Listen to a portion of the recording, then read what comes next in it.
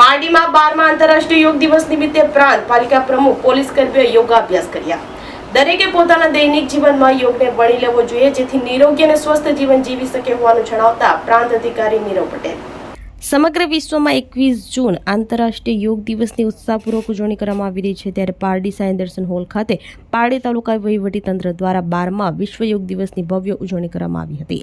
વહેલી સવારના 6 કલાકે પારડીના પ્રાંત અધિકારી નીરવ પટેલ, નગરપાલિકા પ્રમુખ ચેતન નાયકા, ઉપપ્રમુખ ફાલ્ગુનીબેન ભટ્ટ, કારોબારી અધ્યક્ષ ચેતન ભંડારી સાથે પાલિકાના સભ્યો, પોલીસ વિભાગ, મામલતદાર, નગરપાલિકા અધિકારીઓ, કર્મચારીઓ યોગાભ્યાસમાં જોડાયા હતા।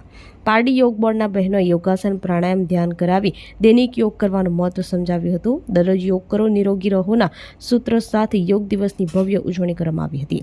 આ પ્રસંગે પારડી પ્રાંત અધિકારી નીરવ પટેલે જણાવ્યું કે આજે 12મા આંતરરાષ્ટ્રીય યોગ દિવસ નિમિત્તે ઉપસ્થિત તમામ નાગરિકોએ એક મહત્વનો સંકલ્પ લીધો છે। લોકોએ દરરોજ યોગ કરી પોતાના શરીરને સ્વસ્થ અને તંદુરસ્ત રાખવાનો નિર્ધાર કર્યો છે।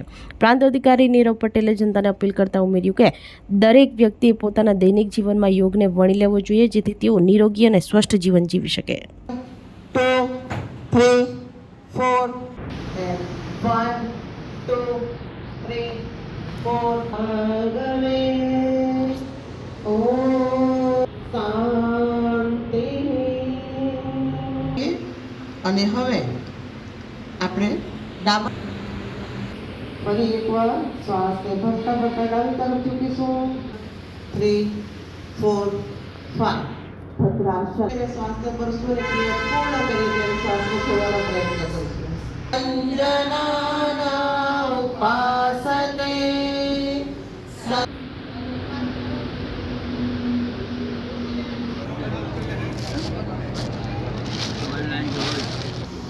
અને હવાને લેવાનો અંદર ફરી એકવાર શ્વાસને ભરતા।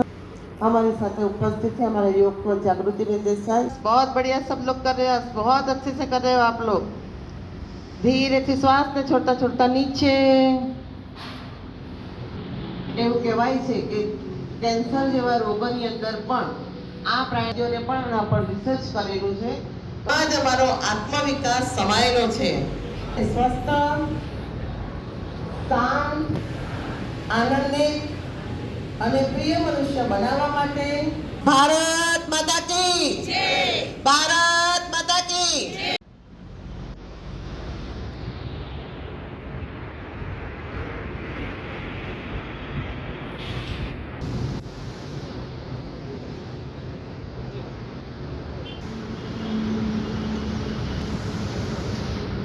આજે 12મો આંતરરાષ્ટ્રીય યોગ દિવસ હતો, ત્યારે તાલુકા પારડીની તમામ કચેરીઓ અને લોકોને અમે આમંત્રણ આપ્યું હતું યોગમાં જોડાવા માટે।